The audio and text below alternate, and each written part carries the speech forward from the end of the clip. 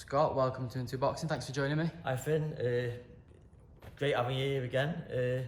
I've always had good links with Into Boxing, and they've always pushed all our fighters, and it's one of the best sites going. So I love having you here.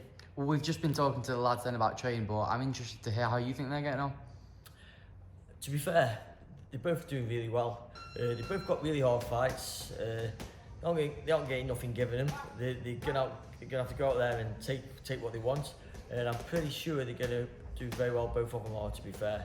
I mean, Jamal, he's fighting Jermaine Brown. Jermaine Brown is very underrated, as is Jamal. So I think this is going to be like a barnstorming fight on the card. I think it's gone under the radar because not many people know much about Jermaine, not many people know much about Jamal.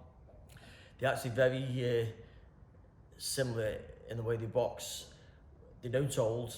They box, they throw their hands, and I can't see this being a bad fight. I think it's going to be a great fight, and obviously, hopefully, Sky think the same.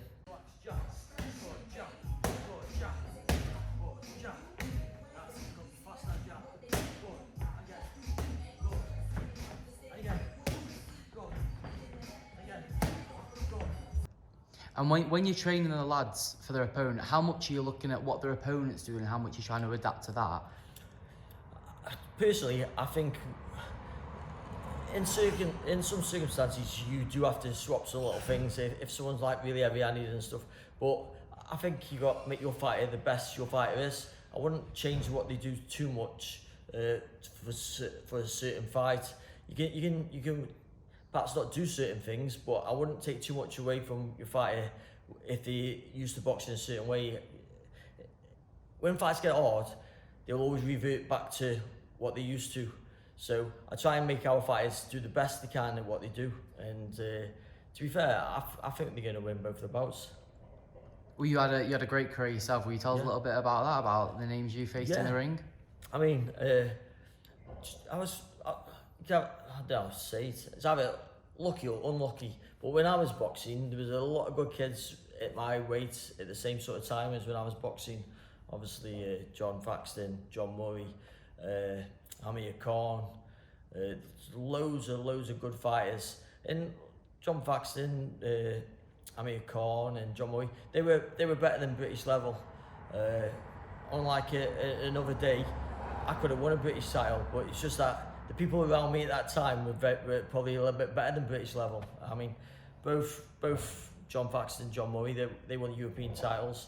I think John Murray fought for a world title, didn't he, a couple of times.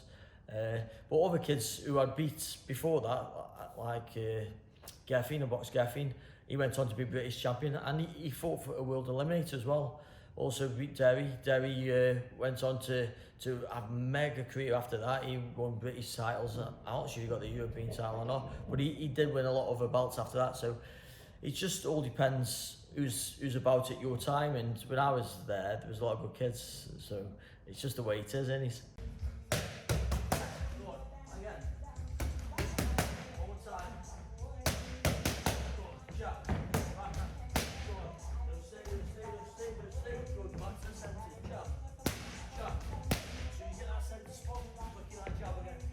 And when you've had such an intense career yourself, there's so many names, you've got so much experience. How much does that help what you're training the lads, or is it just a completely new skill? No, giving it to someone else? To be fair, I've learned the hard way. Like, my fighters will never make the mistakes I've made. And let me tell you, I've made every single one going. I've been home fighter. I was home fighter, and I put myself in the away dressing room. Who does that? Honestly, I've learned the hard way, but I've definitely learned that our lads do not make the same mistakes as I made.